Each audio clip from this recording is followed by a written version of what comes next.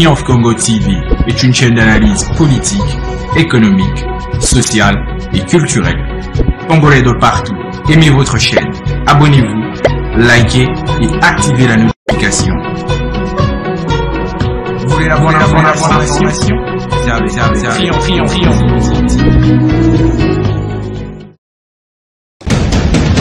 La République démocratique du Congo, c'est le plus grand pays d'Afrique centrale. Un territoire équivalent à plus de 4 fois celui de la France métropolitaine. C'est parti, aimables téléspectateurs de Triomphe Congo Télévision, ce média en ligne qui fait la fierté de la République démocratique du Congo en ces jours, où nous vous apportons encore une fois une grande actualité qui fait la une dans la province du Kasaï central. Nous sommes là dans la ville de Kananga. De quoi s'agit-il? Qu'est-ce qui se passe là-bas? Au niveau de l'Assemblée provinciale du Kasaï central, c'est du désordre. Une grande crise secoue cet organe délibérant depuis quelques jours et même l'intervention du vice-premier ministre et ministre de l'Intérieur ne produit pas de réponses escomptées. Voilà ce que nous allons débattre dans cette émission Kila Chikou Mambo, cette émission de Décrit Info où les acteurs politiques, même les acteurs de la société civile, les acteurs économiques, les leaders d'opinion, les femmes leaders, tout le monde vient ici pour débattre d'une question d'actualité. Avant d'en arriver là, aimables téléspectateurs, comme toujours, je vous demande une seule chose, c'est de vous abonner massivement sur votre chaîne. Merci pour ceux qui se sont déjà abonnés. Merci surtout ceux-là qui partagent, qui likent nos vidéos chaque jour. Ça nous fait vraiment du grand plaisir. Mais il reste ceux-là qui ne se sont pas encore abonnés. Nous vous demandons une seule chose, c'est de vous abonner massivement sur votre chaîne Triomphe Congo TV, qui est un média en ligne. Cela va nous permettre d'atteindre d'ici là 100 000 abonnés. C'est notre objectif, c'est notre idéal. Alors, je vous le disais tout à l'heure dans l'introduction de cette émission que ça ne va pas au Kasaï central. Ça ne va pas au niveau de la ville de Kananga. Ça ne va pas au niveau de l'Assemblée provinciale du Kasaï central où la division règne, où les députés ne parlent plus le même langage. D'un côté, vous trouvez 14 députés qui soutiennent un bureau d'âge et de l'autre côté, vous avez 18 députés qui ne soutiennent pas le bureau d'âge, mais qui soutiennent le président Daniel Lukusa, qui a été élu dernièrement comme président de l'Assemblée provinciale du Kasaï central. Lui et ses 3 collatéraux, c'est-à-dire lui avec les anciens membres du bureau qui ont démissionné de leurs fonctions, mais les violons ne s'accordent pas.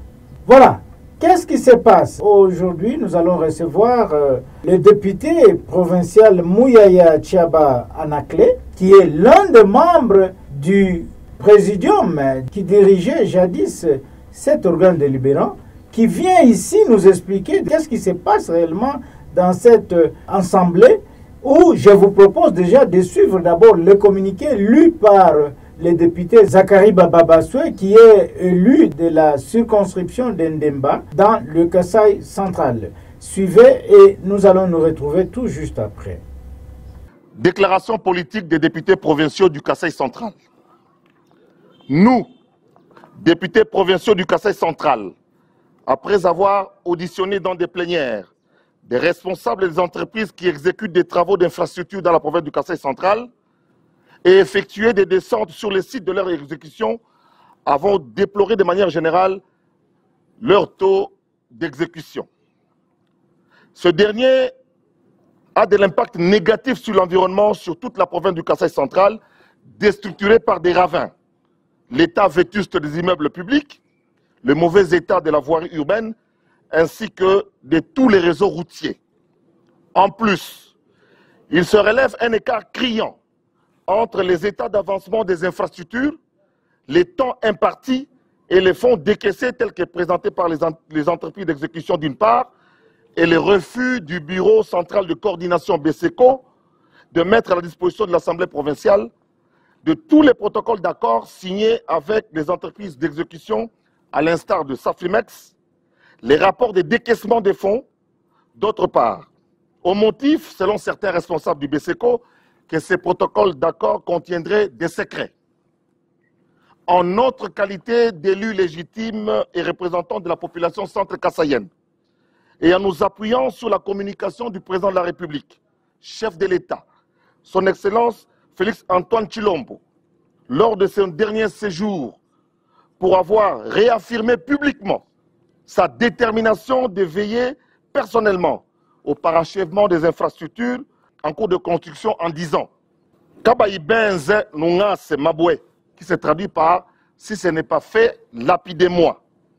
Et sur le communiqué numéro 056 du 24 décembre 2024 de son Excellence, Monsieur le ministre national de la Justice, qui, de sa part, a instruit le procureur général près de la Cour d'appel du Kasaï central afin de procéder, toutes affaires cessantes, à l'ouverture des enquêtes, poursuites et arrestations sur les chais à l'égard des auteurs présumés de détournement des fonds destinés à la réalisation des ouvrages publics de notre province tels que les routes, les forages, l'éclairage public et autres, lesquelles enquêtes concernent les responsables provinciaux du BSECO, de Safrimex, Régie des eaux et autres entités publiques ou privées. Après avoir épuisé toutes les voies en tant que représentants du peuple, déclarons 1. La mise par BSECO, toutes affaires cessantes, à la disposition des institutions provinciales, des différents protocoles d'accord des travaux en cours d'exécution dans la province et des rapports de décaissement des fonds. 2. Le caucus des députés nationaux et des sénateurs du Kasaï central appuie les exigences de l'Assemblée provinciale en vue de sauver notre province qui fait face à des plans diaboliques de sa destruction. 3. Réservons-nous le droit de traduire en justice pour leur mauvaise gestion et destruction volontaire de la province du Kasaï central tous les responsables des différents projets y exécutés. 4. Invitons en attendant officiellement l'inspecteur général des finances et la Cour des comptes à diligenter urgemment un audit général des fonds alloués aux infrastructures au Kasaï central. 5. Réaffirmons notre soutien indéfectible au président de la République, chef de l'État, son Excellence Félix-Antoine Tshisekedi Tshilombo, dans sa vision de doter la RDC en général et le Kasaï central en particulier des infrastructures pour l'amélioration des conditions de vie des populations. Ainsi fait à Kananga le 19 mai 2025 pour l'Assemblée provinciale, les députés signataires, voire liste en annexe. Je vous remercie. Voilà, aimables téléspectateurs, vous avez suivi là les communiqués. Pourquoi ce qui est à la base de cette mésentente qui fait la une au niveau de cet organe délibérant, où le député Mouyaya Tchaba Anakle est ici pour vous expliquer les causes profondes, les causes lointaines et proches de cette dislocation de cette assemblée provinciale. Sinon, on ne parlera plus de l'assemblée provinciale dans les jours à venir.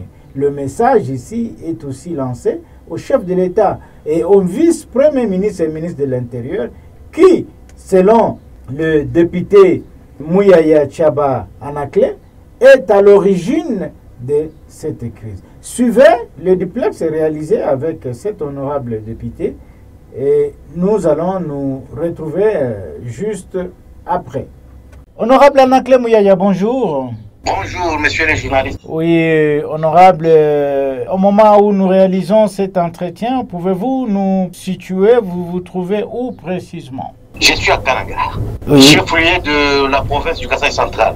Vraiment. Honorable, dites-nous, quelle est la situation actuelle qui sévit au sein de votre organe délibérant au niveau de la province du Kasaï central? Ce que je peux vous décrire comme situation, c'est la crise que nous traversons dans notre assemblée provinciale, notre organe libérant. Il y a un bureau d'âge installé illégalement par nos 14 collègues. Et puis il y a un bureau qui est connu, composé de la majorité de l'assemblée provinciale de 18 députés provinciaux. Alors, ils étaient tous invités à Kinshasa par le VPM de la sécurité et de l'intérieur. Ils sont allés. Donc les membres du soi-disant bureau d'âge et le membre du bureau reconnu par la majorité des députés sont allés. À notre grande surprise, c'est le bureau d'âge qui a été libéré par le VPM et le bureau reconnu légalement par la majorité des députés reste encore à Kinshasa. Nous ne savons pas le sort que le VPM a réservé à ce bureau. Alors c'est ainsi que nous nous trouvons donc devant une crise.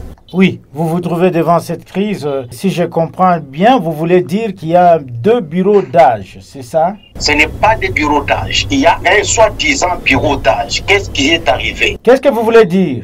Si je peux donner des précisions parce que vous n'avez pas encore bien saisi ce que je dis. L'ancien bureau de l'Assemblée provinciale a connu des pétitions contre 4 membres du bureau. À l'occurrence, le président, le vice-président, le rapporteur et le questeur. Il n'y avait que le rapporteur adjoint qui n'était pas visé par la pétition. Alors, nous nous sommes organisés pour tenir donc une plénière pouvant permettre aux 4 membres du bureau visé de fournir leurs moyens de défense. À notre grande surprise, pendant que nous étions en train de nous préparer, nous avons eu un télégramme de la dame, la vice-ministre de l'Intérieur, qui nous a appelés à Kinshasa. Nous, les 5 membres du bureau, nous sommes allés à Kinshasa pour répondre à cet appel. Alors, arrivé à Kinshasa, nous avons suivi avec regret que nos collègues qui étaient restés ont organisé une plénière à 14 députés, au cours de laquelle ils ont donc choisi, ils ont investi un soi-disant bureau d'âge avec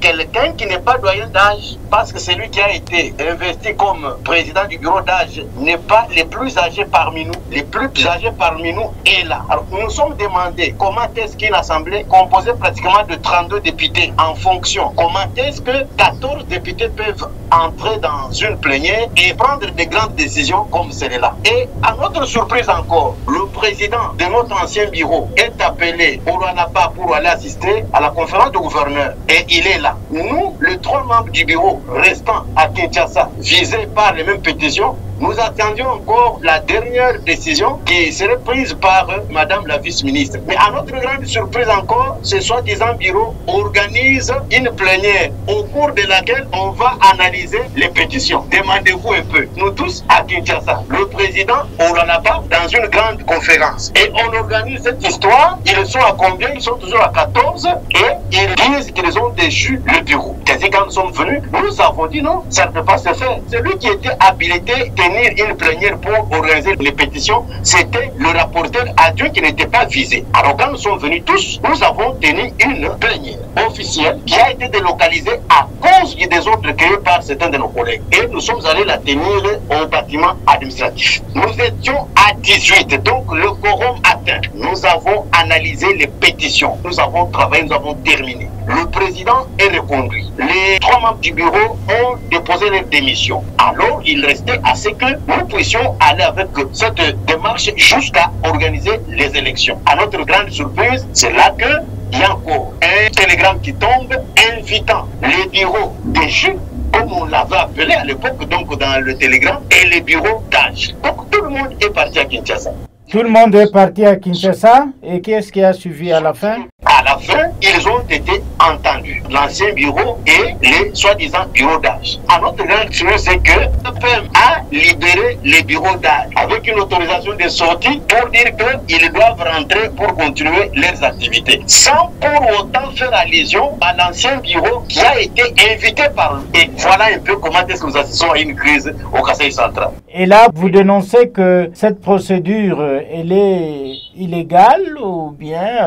La procédure est illégale parce que les 18 députés qui composent la majorité de cette assemblée a déjà réagi à cette démarche. Nous avons officiellement écrit, nous avons même attiré attirer l'attention du président de la République et toutes les instances pour dénoncer cette procédure. Et je pense que même le VPM a notre courrier, la présidence et toutes les instances possibles du pays. Et nous avons dénoncé ça, nous les 18 députés qui composent la majorité. Nous sommes en démocratie. Notre regret est que comment est-ce qu'on peut défavoriser la majorité par rapport à la minorité? Ça ne s'explique pas.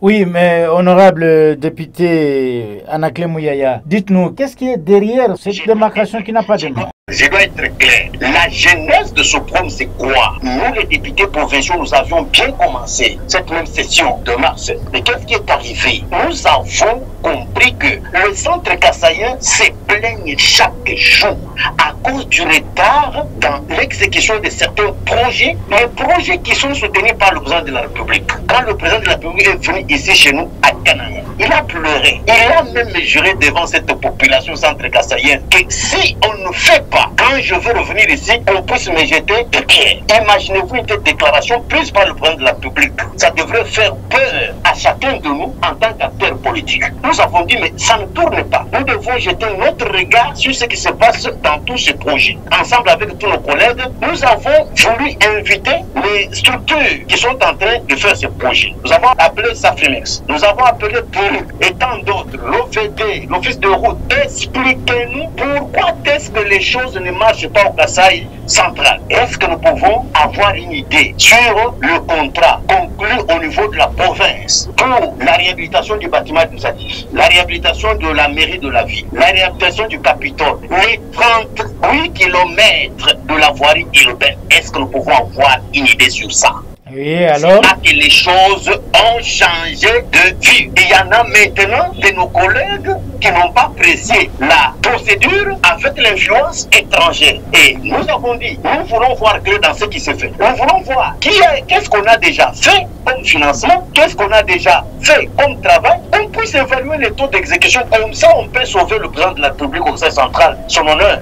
C'est une bonne démarche. Ça n'a pas maintenant plu à certains d'entre nous qui ont eu des relations parfois de mèche avec certaines personnes qui étaient impliquées dans cette histoire. Alors, c'est pourquoi maintenant, il y a eu 2 camps qui se sont soulevés. Non, nous ne voulons pas qu'il y ait le contrôle. Ça doit venir de Kinshasa. Nous avons dit, mais non, pour les projets à caractère local, ici, nous devons avoir un œil regardant. Nous sommes dans une réunion avec le président de la République quand il est venu ici chez nous à Kananga. Nous avons dit au président que rien n'est marché ici chez nous. Est-ce que nous pouvions, à lui-même là, est-ce qu'il pouvait même nommer un coordonnateur de projet, un coordonnateur chargé de suivi de projet au Conseil central? La première de ces réactions, c'est quoi? Vous-même là, vous êtes les coordonnateurs, vous les députés provinciaux, pourquoi vous êtes là? Impliquez-vous et voyez là où ça ne marche pas, informez-moi. Nous tous, nous allons aider pour l'avancement. Vous-même là, vous êtes d'abord mes représentants. Comment est-ce que je peux encore aller choisir un coordonnateur pendant que vous êtes là? Monsieur le député, maintenant que cette crise persiste, selon vous, quelle sera l'issue pour que l'Assemblée provinciale du Kasaï central puisse bien fonctionner? Parce que là, il y a déjà division. Pour que l'Assemblée provinciale puisse bien fonctionner, nous devons revenir à la raison, reconnaître la voix de la majorité. La voix de la majorité, c'est la voix des 18 députés. Qui dit quoi? La démarche a été déjà entreprise. La voix de la majorité des 18 députés provinciaux qui soutiennent les actions du chef de l'État et qui veulent assez qu'on puisse organiser même les élections pour choisir les 3 membres qui ont démissionné. Comme ça, l'Assemblée va aller de l'avant. Là encore, si je comprends bien, le président de l'Assemblée, M. Daniel Lukusa, n'est pas accepté par les autres, ce qui fait qu'il y ait l'intervention de l'autorité de tutelle. S'il n'est pas accepté, c'est quoi? C'est ça la genèse du problème. Parce qu'il est parmi ceux qui soutiennent l'exécution totale du projet au Kasaï central. Et c'est comme les 18 députés. Je peux vous faire une petite histoire. Tout est parti aussi à partir de la forte déclaration que les mêmes 18 députés ont tenue. Ils ont tenu cette déclaration politique suite à leur visite sur terrain pour voir comment est-ce que le projet au Kasaï central fonctionne. Les 18 députés ont fait une ronde. Ils ont fait tout un tour sur la ville de Cana pour voir comment est-ce que le projet existe. Quand nous sommes allés, nous avons déploré vraiment la non-exécution totale du projet. C'est-à-dire que nous avons tenu une déclaration officielle. Nous, toujours les 18 là, nous avons dit ça ne marche pas au Conseil central. Les projets qui sont au Conseil central ne sont pas bien exécutés. Nous voulons l'implication de tout le monde. Et c'est là même ce qui a débordé. Voilà pourquoi nous disons les 18 députés soutiennent la vision du chef de l'État, soutiennent que le projet s'exécute totalement pour quand même soulager soulager la misère de la population centre-kassaïenne. Imaginez-vous sur les 38 km de la voirie urbaine. Nous avons combien de kilomètres déjà exécutés? Et aujourd'hui, nous sommes en 2025. Il reste combien de jours? Voilà un peu comment nous sommes en train de pleurnicher. Et aujourd'hui, là, nous avons un grand projet de Puric. Un projet à la valeur de 100 millions de dollars pour travailler et éradiquer les érosions. Et au moment où je vous parle, combien d'érosions ont été déjà éradiquées à Ghana? C'est difficile pour nous. Alors, quand nous avons même appelé Puric, il y a combien d'argent décaissé? C'est 11 millions. 11 millions. Combien d'érosions travaillées? Donc, vous trouvez que c'est encore un problème. Alors, nous avons dit, mais d'ici là, c'est 2028. Nous allons rester avec quoi? C'est-à-dire que la population centre-kassaïenne s'est réveillée aujourd'hui pour dire non à toute manœuvre manipulée par les ennemis du Kasaï central. Nous voulons voir clair parce que le président a eu un bon cœur pour nous accorder autant de projets. Mais pourquoi ça va ce projet? Parce que ces projets ont été déjà signés. Voilà. Pour terminer avec notre entretien, quel message avez-vous à lancer au jour d'aujourd'hui au chef de l'État, au vice-premier ministre et ministre de l'Intérieur et à toute autre autorité tant nationale qu'internationale qui est en train de vous suivre sur Triomphe Congo Télévision par rapport à la crise qui sévit actuellement dans l'Assemblée provinciale du Kasaï central?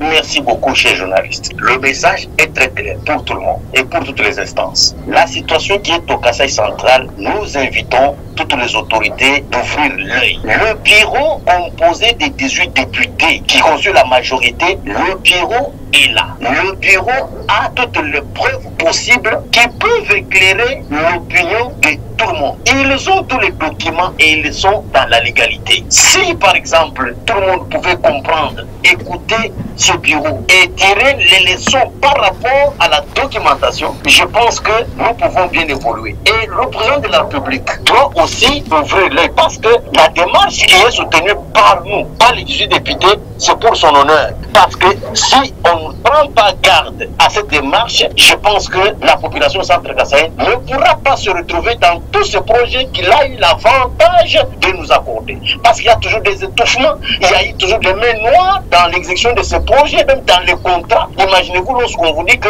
le contrat a des secrets, on ne peut pas révéler ça. Mais ça fait très mal parce qu'il y a un auteur qui a dit faire quelque chose pour moi, sans moi, c'est être contre moi. Donc, c'est question tout simplement d'écouter ce bureau qui reste maintenant jusqu'au jour d'aujourd'hui à Kinshasa avec tous les documents et nous avons même écrit et c'est question de les écouter, question de comprendre et question vraiment de donner la possibilité à tout le monde de voir nos moyens de preuve parce que nous travaillons pièce contre pièce. Pour telle plénière, nous avons les documents. Pour telle décision, nous avons les documents. Nous avons tout. Alors, si par exemple tout le monde ouvre l'œil et que nous arrivons à décanter cette situation, je pense que même la population centre-kassaïenne pourra être très contente de cet aboutissement. Voilà, aimables téléspectateurs de Triomphe Congo Télévision, c'était là l'honorable député provincial Anaclé Mouyaya, qui est aussi l'ancien membre du bureau qui dirigeait le président Daniel Lukusa à cet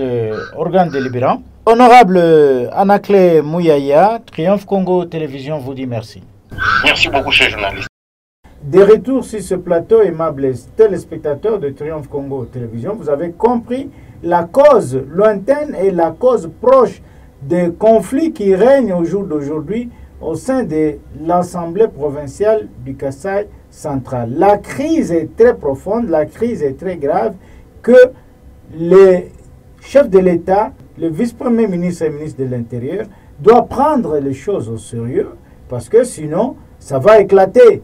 Ça va bouder là-bas. Alors, quant à nous, aimables téléspectateurs de Triomphe Congo Télévision, il ne nous reste plus qu'à vous dire merci de nous avoir suivis et vous promet de nous retrouver encore une fois. C'est demain à la même heure avec un autre numéro. Au revoir. Triomphe Congo TV est une chaîne d'analyse politique, économique, sociale et culturelle. Congolais de partout, aimez votre chaîne, abonnez-vous, likez et activez la notification. Vous voulez la bonne information? C'est avec Triomphe.